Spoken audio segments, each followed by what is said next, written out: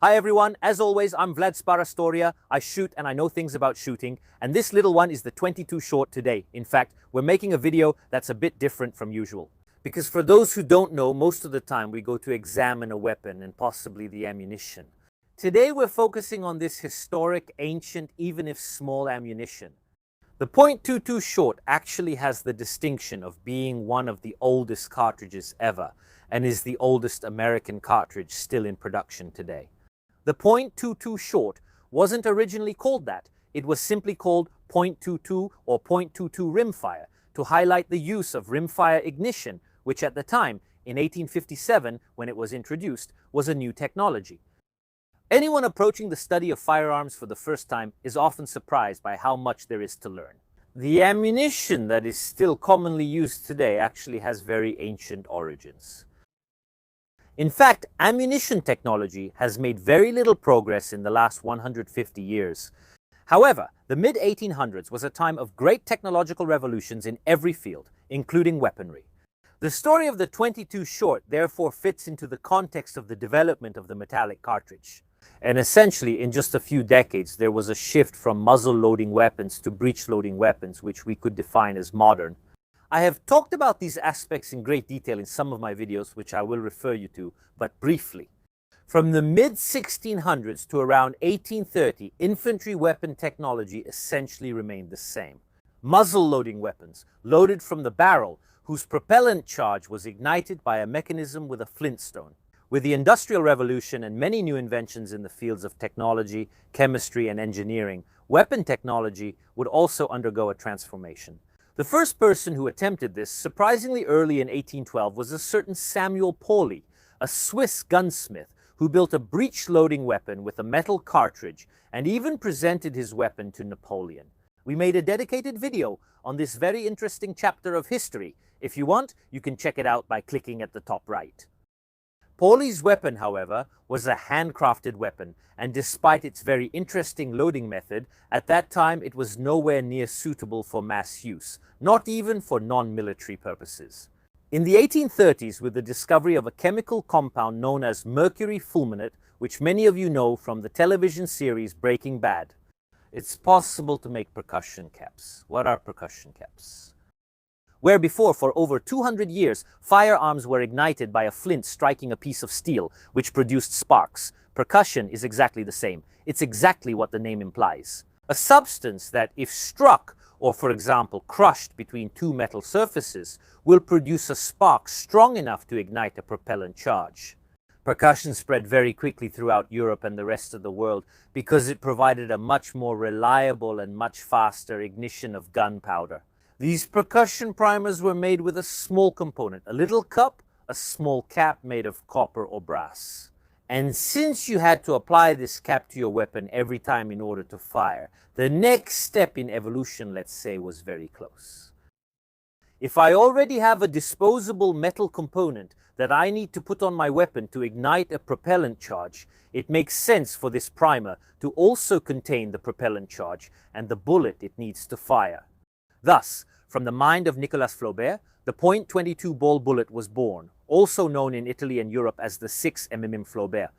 It should be pronounced Flaubert, but in Italy everyone calls it Flaubert, so I'll keep calling it that too, just so I don't confuse the viewers. In this tiny cartridge, the propellant charge used at the time was mercury fulminate to propel a small ball.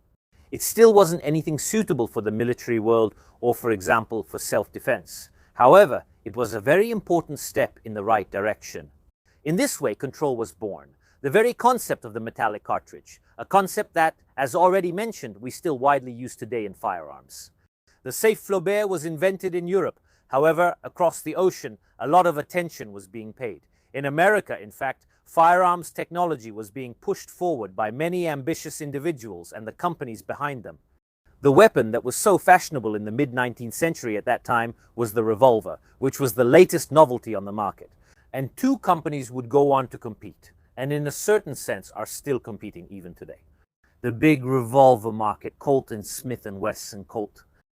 It dominated the market. It had produced models that were very popular, very reliable for that time. However, they were all muzzle-loading models. That is, the chambers of the revolver's cylinder were loaded from the front, and on each of those chambers you had to apply a primer. Luminello, a former Colt employee whose idea had not been picked up by the company, patented it right in those years. The idea was to take the cylinder of a revolver and mill it all the way through to allow for faster loading.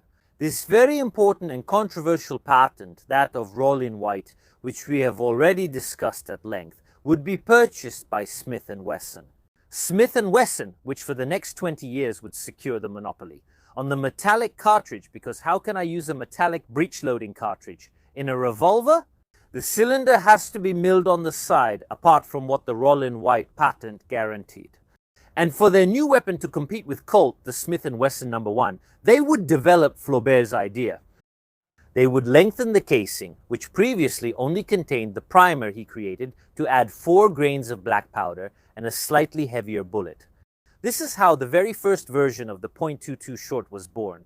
At the time, they simply called it the .22 Rimfire. The .22 has rimfire ignition, because on the base of the cartridge, as you can see, there is the rim, if you didn't know that. Inside the rim, there's a priming compound. The firearm's firing pin strikes the outside of this rim and compresses the compound inside it, which will ignite the propellant charge, the Smith & Wesson No. 1. It was a very small revolver for personal defense. It's a bit funny to us now that such small and weak ammunition was used. Actually, when it comes to energy levels for personal defense, I think just a little bit. I think that modern shooters, especially those interested in self-defense, have fallen a bit too much for the myth of stopping power. If this black powder was good enough in 1857, maybe people back then were a little less picky. Many other rimfire calibers and many other firearms with lengthened cases to allow for a greater charge would follow with the .22 short. They would come up with the .22 long, and with the use of a much heavier bullet, they would create the .22 long rifle. The .22 long rifle, which by the way, we saw again in a video when we analyzed the first firearm that used it. This cartridge is a universal cartridge today and probably the most widely used cartridge in the world. And over its decades and hundreds of years of history, it has seen a lot of use in a great variety. The .22 short, on the other hand, has been somewhat eclipsed and relegated to secondary roles. Not so much because of its lower power, since it's less powerful than the .22 long rifle, but because of its lower versatility. In fact, the case is a bit shorter, allowing for fewer loading variations. The great genius, let's say, of the .22 long rifle is that having a longer case, it also allowed the use of bullets of different shapes, weights, and sizes. There are 22s for precision shooting, 22s for hunting subsonic .22s. In short, the .22 long rifle is undoubtedly much more versatile. However, as already mentioned, the .22 short has its own small niches. For example, consider that in some American states like New Jersey, you can only hunt raccoons and opossums using the .22 short. And so that's why it's still being produced for these uses. However, the most famous use, and the one for which the most experienced shooters definitely know the .22 short, is its use, up until 2004, in a specific Olympic sport of the International Shooting Sport Federation. That is the automatic pistol. The automatic pistol is a sport that you have surely seen, for example, at the recent Olympics. It involves hitting 5 targets next to each other in a very short amount of time. It is perhaps one of the most dynamic sports in academic shooting. Today, to practice this sport, as with almost all shooting sports, both Olympic and academic, the .22 caliber is used. The .22 long rifle, there, I called it .22 by a slip, because when I say .22, we immediately think of the .22 long rifle. However, as already mentioned, the last time the .22 short was used for this sport in the Olympics was in 2004. Since you have to shoot fairly quickly at 5 targets, the fact that the .22 short had less recoil and less kick was considered an advantage. Has this changed? First, to make it a little more difficult, and second, to standardize the production of firearms and ammunition with the other sports that use the .22 long rifle.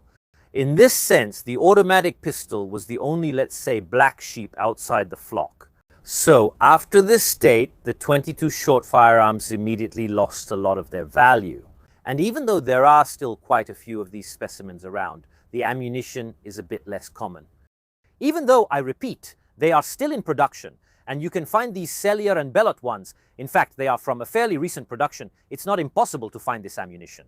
So I'd say let's fire a few shots. Let's give this old glory a bit of life. For the .22 short, I'll use this IG Domino model, 601 you see, caliber .22 short. One of those pistols that I repeat was used for, well, the automatic pistol. I chose it for two reasons. The main reason is that my hand fits inside. With the other pistols, my hand didn't fit. Second, when I saw it, I completely lost my mind. This weapon has a removable magazine that you insert from the top. I mean, it has its own spring inside, but it's like a Mannlicher clip that you put in from the top. Isn't that amazing? So put on your protective gear, even though it shouldn't make too much noise. Let's go fire a few shots. Obviously, I'm not practicing the sport of automatic pistol shooting right now. Just a simple target at a distance of 20 meters. Let's insert the magazine from the top. This thing is just too cool. Okay, it chambered the round.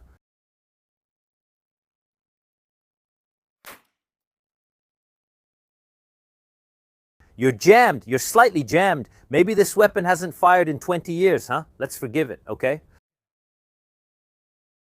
I was a bit surprised by how light the trigger is. Oh man, you just have to barely touch it.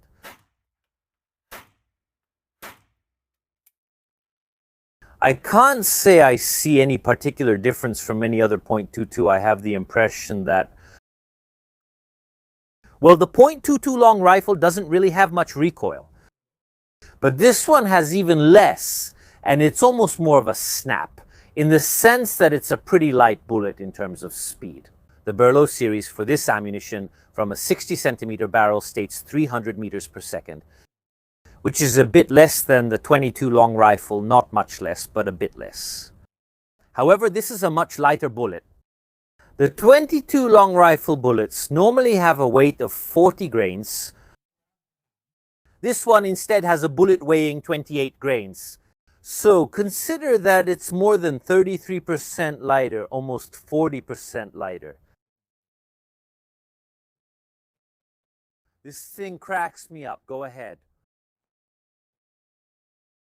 Let's cut it some slack, as always, because the weapon here hasn't fired in a very long time. I already wanted to use both hands. Magazine 2. Because of some problem.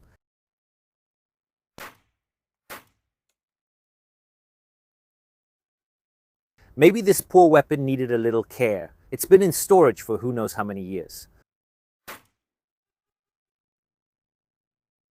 Too cute, too cute. Okay, and on camera. And we should be out of shots.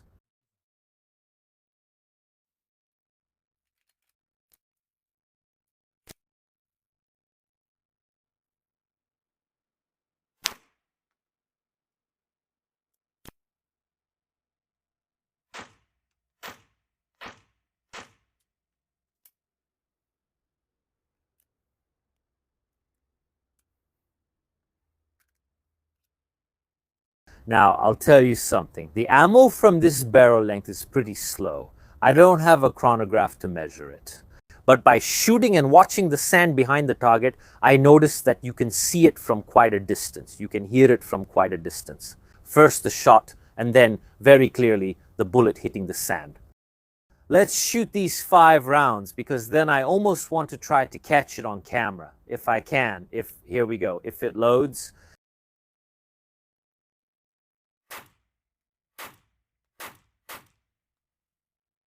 This one didn't chamber. Here it is.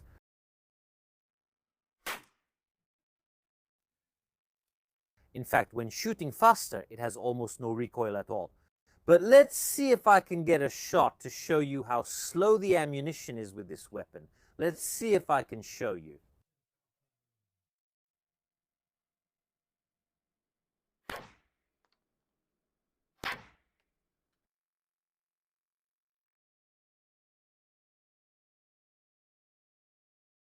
The .22 short, however, has some other niche uses. The casings are regularly used as propellant.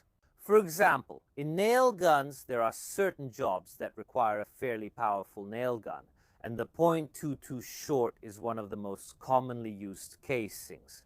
Exactly, to propel these charges with the nails. Where they are still used, for example, pistols to start athletes during a race. They are usually blank pistols in .22 short, and the casing of the .22 short is also used in the loading of the .22 long rifle, where very heavy bullets are used. Subsonic, for example, if I'm not mistaken, Aguila makes a 60-grain subsonic load, which uses a very large bullet, so its total length is the same as a .22 long rifle, but with the casing of the .22 short. Besides the fact, as I said, that opossums and raccoons have to fear me. I mean, I hope it was clearer with that shot, but I can see it in flight. I can see the bullet in flight. That's how slow it is. It's just a moment, obviously, a fraction of a second, but you can see it clearly. It's incredible. But this barrel isn't the fastest of the ammunition.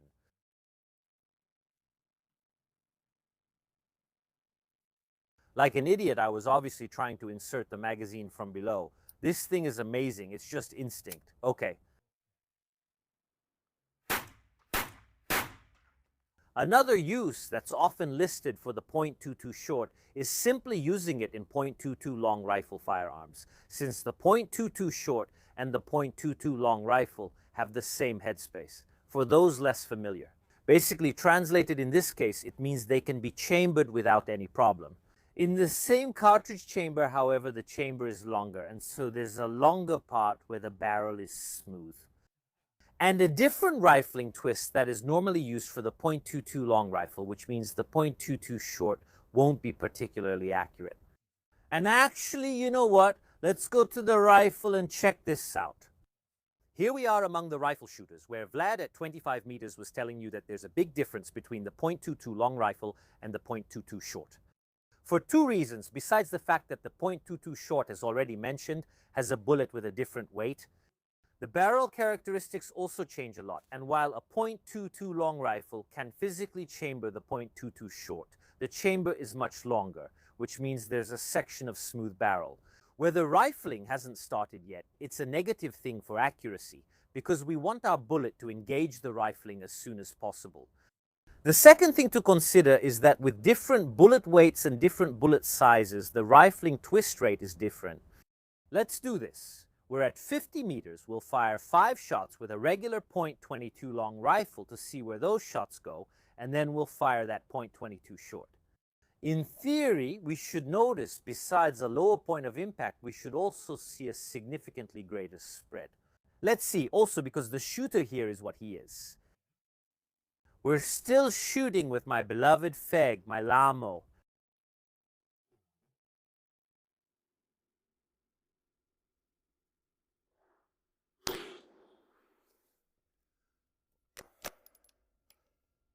One.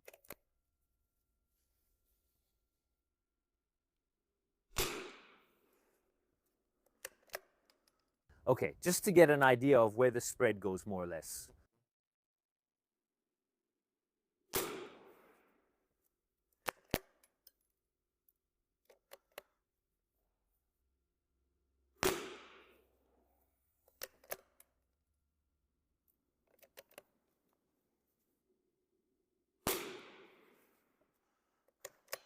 Okay, we have our reference spread. Now, it's not great, but let's see where the shots went.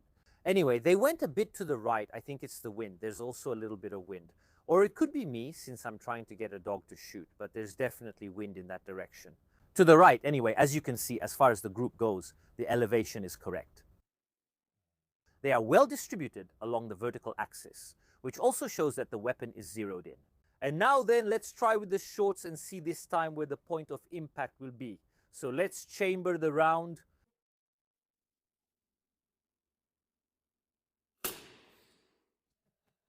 Okay, the first shot is very low. It's on the one still there, just slightly to the right. So I don't know if it's the wind aiming for me, but let's keep watching what they do. By the way, there's a noticeable change in sound.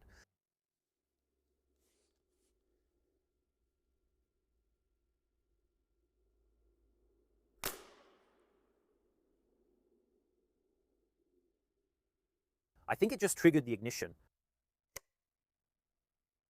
It seems to me that it actually fired, though. There was a strange sound. So here we are checking if there's a bullet stuck in the barrel, if we have a squib. No, we don't have a squib.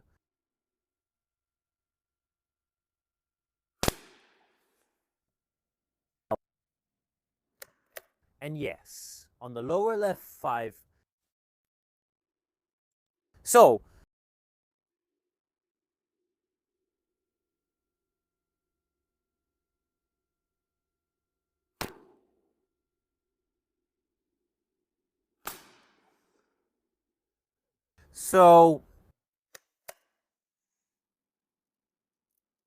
the first results on the first 5 shots are poor.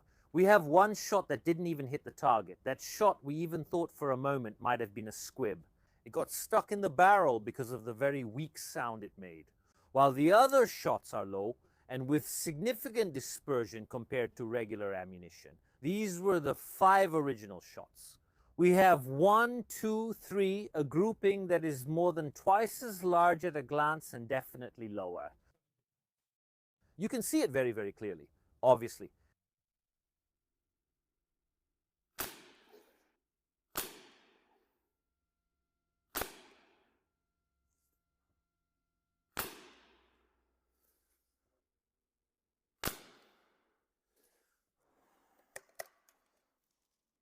I think the result is very clear. The shots are much more erratic.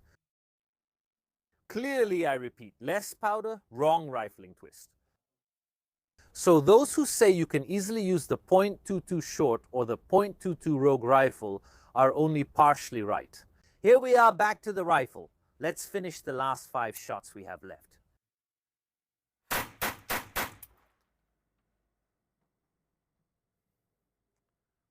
I don't know. Oh. I think here the term automatic pistol may have been misunderstood. Automatic pistol. Wonderful Olympic sport, gentlemen. Wonderful Olympic sport. Joking aside, I think it's the trigger. It's so ridiculously light that I feel like with the slightest recoil, it's a bonfire.